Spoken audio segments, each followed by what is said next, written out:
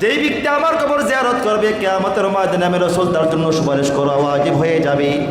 আমি সুপারিশ করব তার জন্য ওয়াজিব, আল্লাহ তাআলা তার জন্য আমার মাধ্যমে সুপারিশ করাবেন।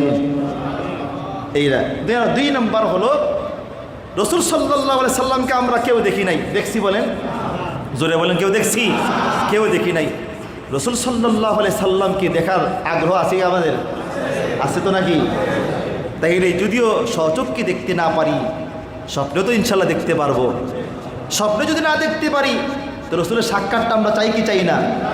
এবার রাসূল কি বলেন দেখেন, ক্বালা রাসূলুল্লাহ সাল্লাল্লাহু আলাইহি ওয়াসাল্লাম মান হাজ্জা সুম্মা যারানি কবরি কানা কামান যারানি ফি হায়াতি। সুবহানাল্লাহ। আল্লাহ রাসূল বলেন, যে ব্যক্তি হজ করলো, হজ করার পর তারপরে আমার কবরটা জিয়ারত করলো, সেই জন্য আমার জীবদ্দশায় আমি রাসূলের সামনাসামনি এসে